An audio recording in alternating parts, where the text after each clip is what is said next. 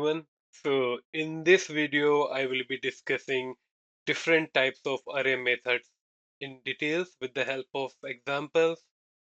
So the array methods are used using the dot notation and they are categorized mainly into three parts. So the first category is reduction method and the second category is locator method and there are other methods which I will generalize as other category. So let's begin with the reduction method. So the array reduction method reduce an array to a single value by performing bitwise operations like sum, product, and or even XOR. And it do this between the elements of an array. So let's understand this with the help of an example.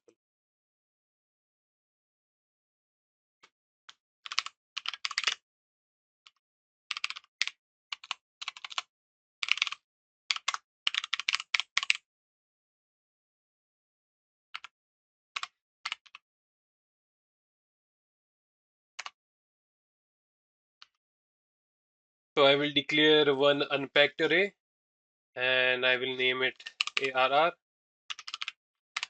and it will have 6 elements and each element will be of let's use bit.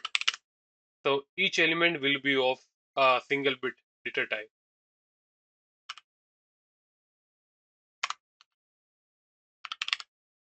So I will declare another variable of type int.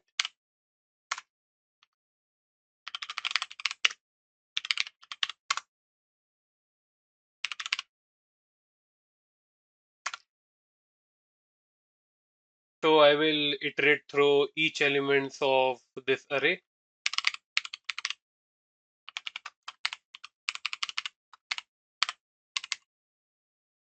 and I will assign the value as per the iteration variable I.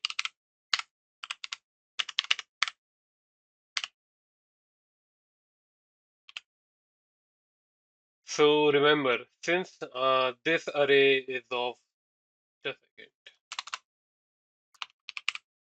So since this array is of a single bit, every element of this array is of single bit. So it will not get the complete value. Instead, it will get the LSB. So the elements will be something like this. The first element will be 0, and the second one will be 1. Similarly, 0, 1, 0, 1. So it will get this value. Now I will go ahead and use the array reduction method for this array, and then I will assign that value to this variable.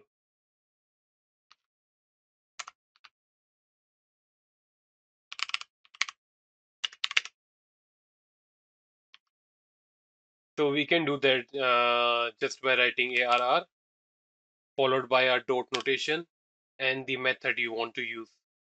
So for this particular example, I want to use the sum method. And to use that, you just have to write the dot notation and sum followed by two round bracket and it should work. So what it will do, it will just sum all the elements. There are 3 ones. So it will sum 3 ones and then it will assign that summed up value to the variable total. So I will also write uh, a display statement just to know whether the things are working all right or not. I will instead use $prop.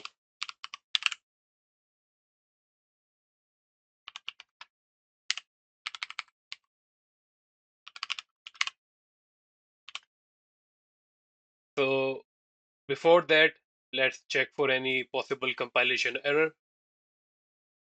Okay, the code is just fine. So let's go ahead and run the code.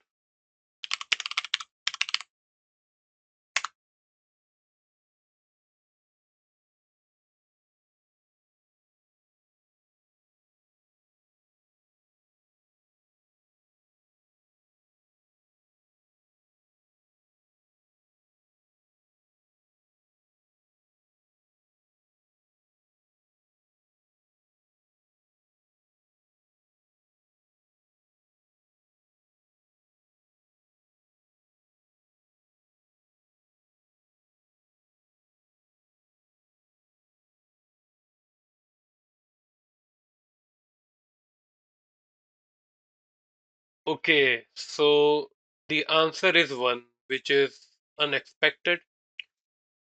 Okay, so I got it. So here, if you will watch my previous video, I have I have discussed the difference between context determined and self-determined. So this is a pure example of self-determined because, or I will say context determined, because what is happening right here, that everything is getting summed, but since the elements of this array are of 1 bit, it will not get a value greater than a bit. So what is happening right here in the background is that 1 is getting added, like each of these elements are getting added, but I'm just showing 1. So after getting added, we will get 1. But since this particular array has each element of a single bit in length, so it will just get end with 1, and we will get 1. So that's why we are getting 1 right here. So we do have a solution. We can use with clause, and using with clause, we can do a static cast. And in static cast, we can mention that during this evaluation, this the elements of this array should be of, like, let's say, int type.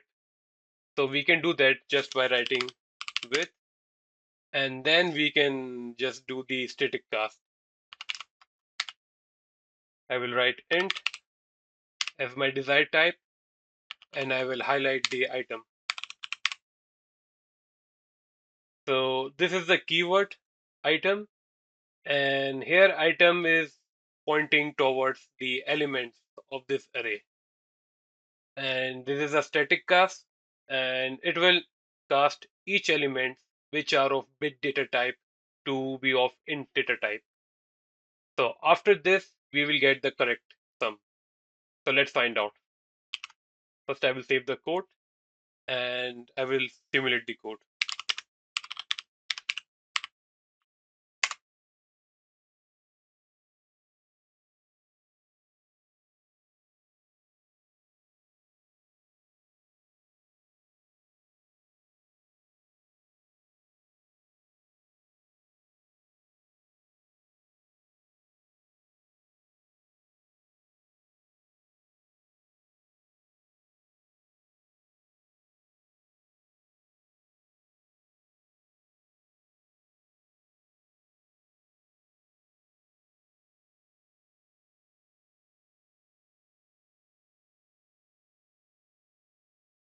Okay, as you can see right here that we are getting the correct value. So similar to the sum method, you could use the other methods uh, like the product, or .and, .or, and all of these are very similar. They will just do bitwise operation amongst the elements, and then they will produce the result. And using the with clause, you can just static cast the elements of any array. So let's move on to our next category, which is the array locator methods. So the array locator methods are used to filter or locate a specific elements and return a queue. So for this method, the reduction method, we are getting only a single value, but for the array locator methods, you will get a value in queue. So let's discuss this with the help of an example.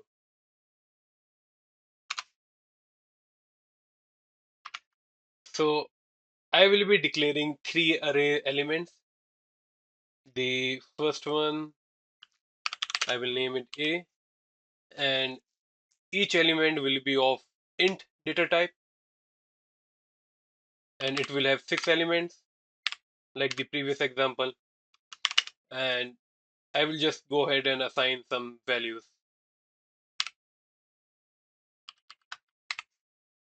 Let's give them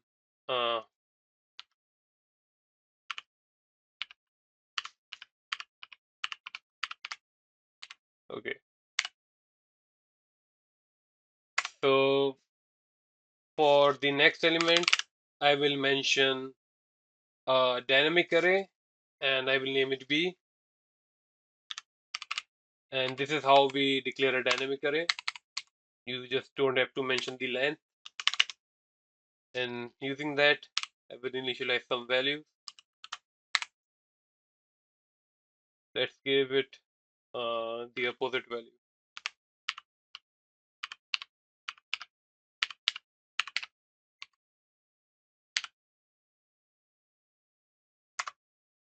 And finally, I will declare a queue. And this is how we declare queue. We just have to write dollar inside the square bracket. And then I will assign some random values. Let's give it. Uh, all right. And after that, since the return type or the value which is returned by an array locator method is of queue data type, then I will also declare another empty variable of type queue, and every returning values will be assigned to that particular queue so that we can just print out the value. So I will name it uh, a queue,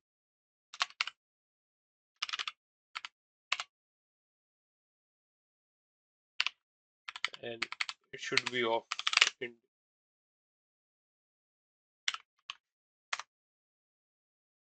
So I will begin.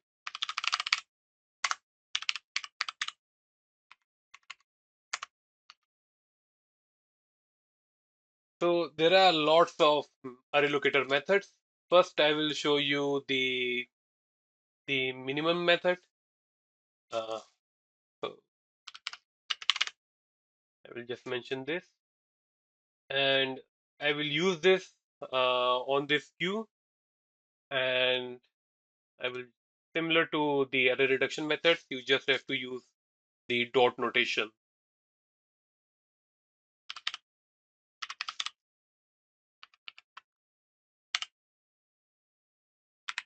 I will also mention another initial block which will print any changes which are done to this queue.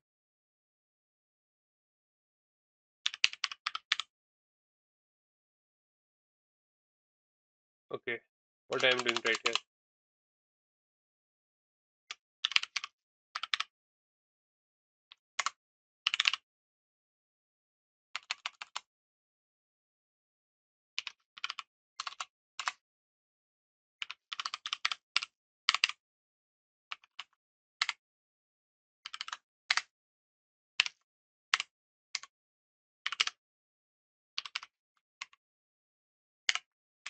Okay, this should work.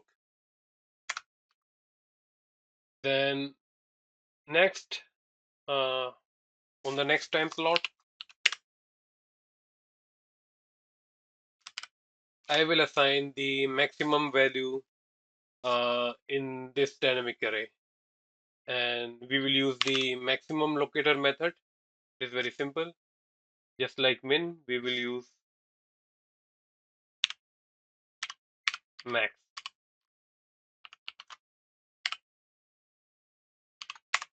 Then on the next time slot,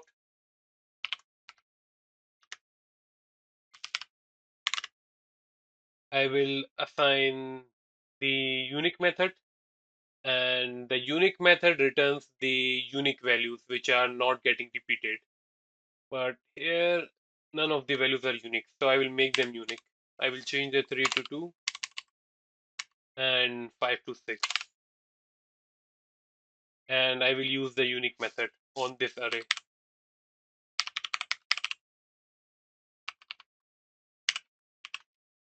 So first, let's go ahead and check for any possible compilation error.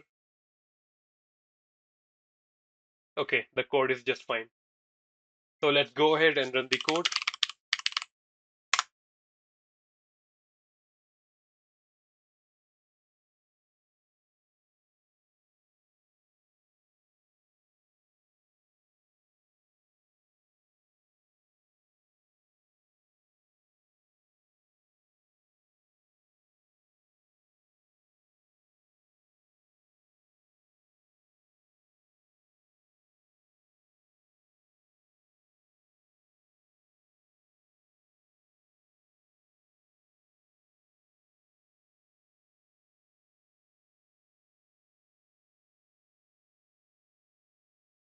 So as you can observe on the console that each array locator method are returning a value of type Q.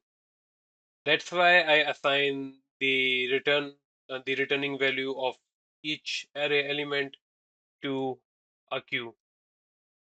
So for our first thing, that is the min method, the minimum method, it just return 1 because just a second here 1 because in this particular queue the minimum value is 1. So using that we can return the minimum value. In the second method we want the maximum value. So in B the maximum value is 6. Hence we are getting 6 right here. And in our final method we are using dot unique, and unique will return any value which is not getting repeated, which is unique. I mean, it will just ignore the repetitions. It will only return the unique value.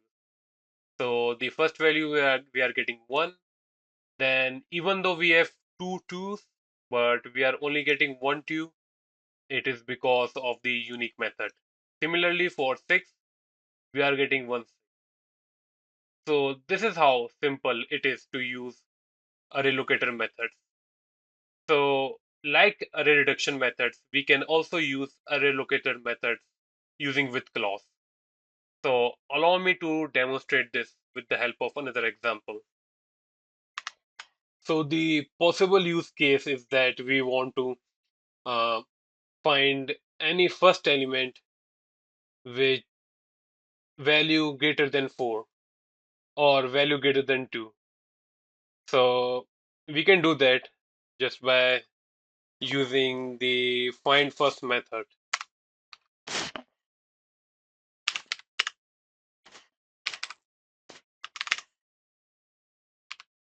So you just have to write find underscore first. So it will find the first item with value greater than 2. So I will use with clause. Then I will use two round brackets, and inside these we will just mention the item. And here item points toward uh, the element, the targeted element.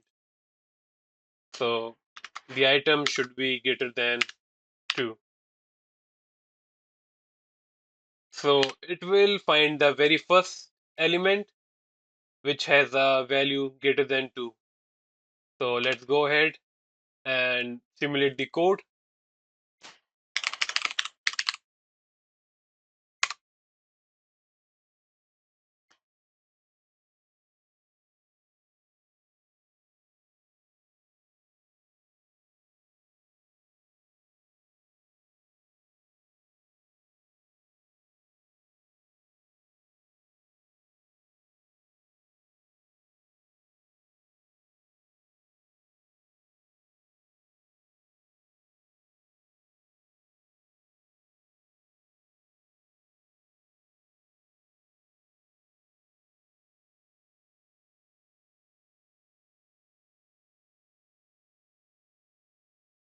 Okay, here you can see we are getting 4.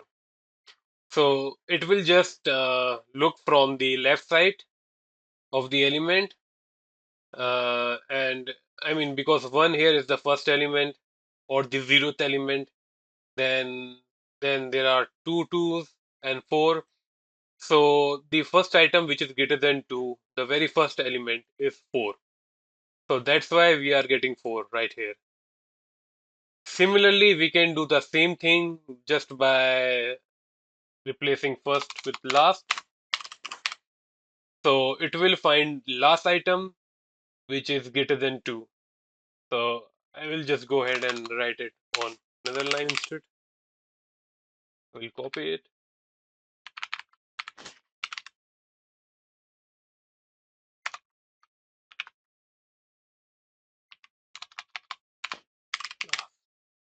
And as you can see here, it is obvious that the last item will be this 6, the second one. So let's go ahead and simulate the code.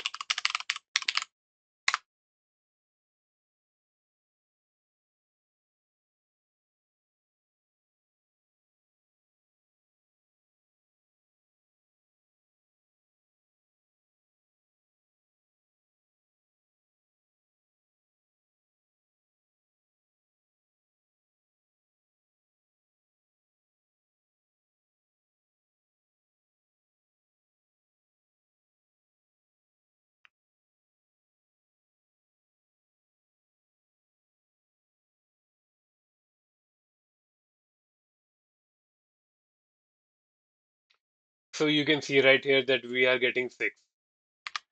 So similar to this, instead of finding or getting uh, an item, we can also get an index. So we can do that just by writing. So suppose we want to get uh, first index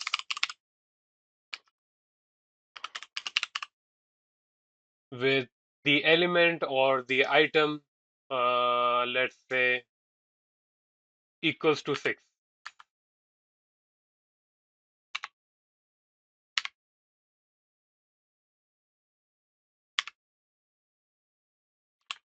So here item will always represent the element of an array or the array we are pointing to, and this time it will return the index number. So as you can see on the code, so instead of using 2, let's use 6. So here you can see uh, the fourth element, 0, 1, 2, 3, 4. The fourth, we should get the fourth index because it is the first one which is equals to 6. So let's find out.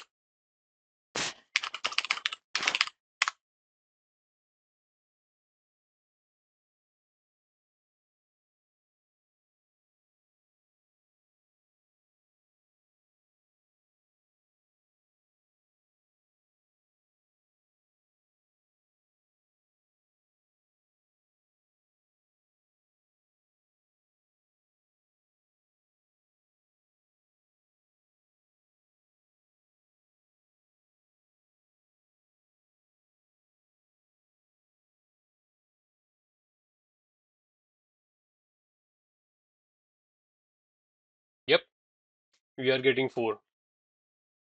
So similar to the item, we can also find out the index. And here we just use the first index. We can also use the last index.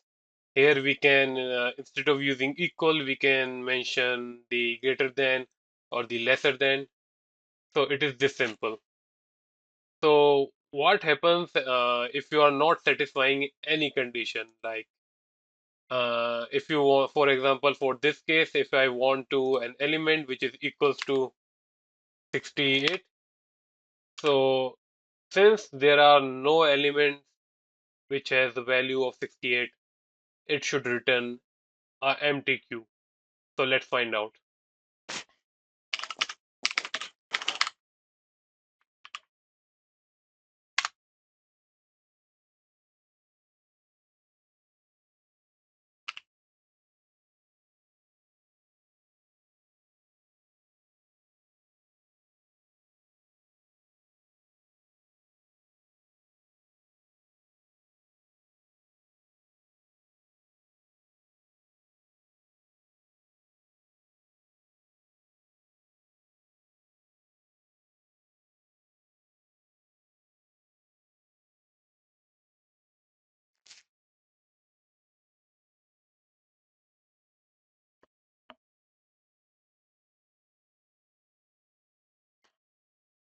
As you can see right here, we are getting IMTQ.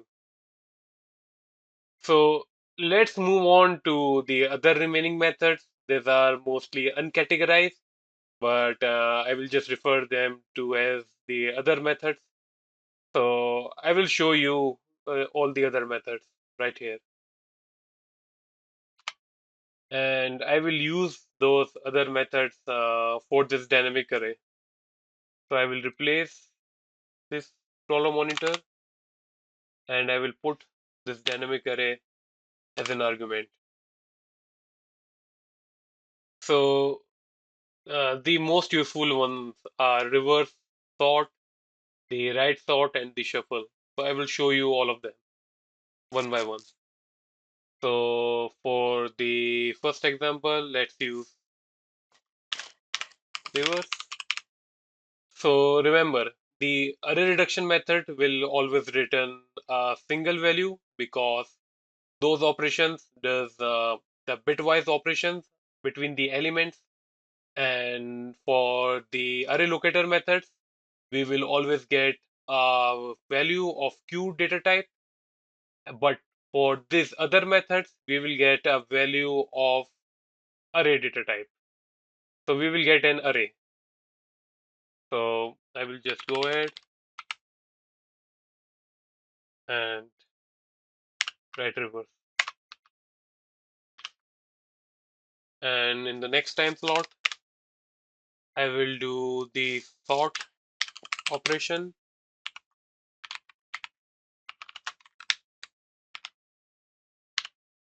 And then on the next time slot, I will do reverse sort or R sort. Then finally, I will do the shuffle.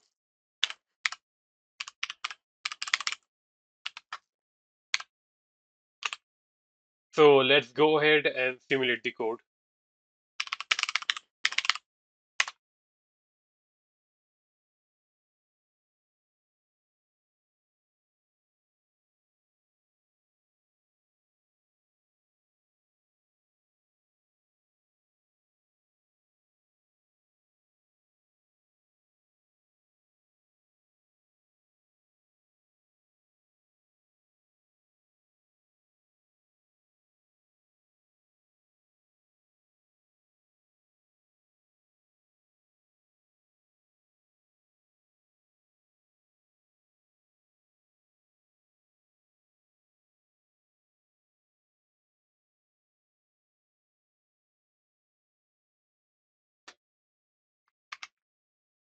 Okay, so I think the reverse method here is not working because the elements are already reversed. So just to make a change, I will just write this one here to here.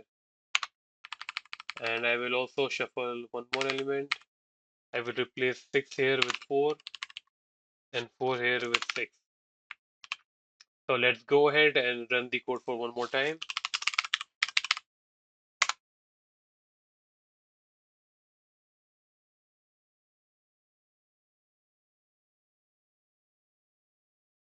Because the monitor, dollar monitor will only display if it records any changes to its sensitivity list.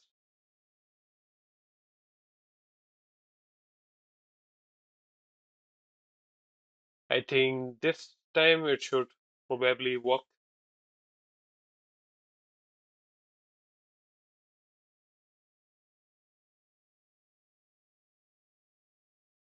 Yep, it worked. So first, as you can see right here, that the values are getting reversed using the dot reverse method. The 2 is getting to the leftmost side, and similarly, all the other elements are getting shifted. After that, I am using sort, and it is sorting in the ascending order. Then I have used R sort or reverse sort, and it sorted the elements in the descending order.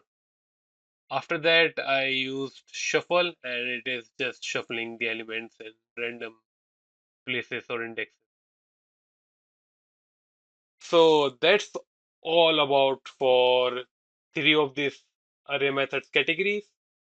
Just remember that what particular data type or what particular values are written by each of the categories.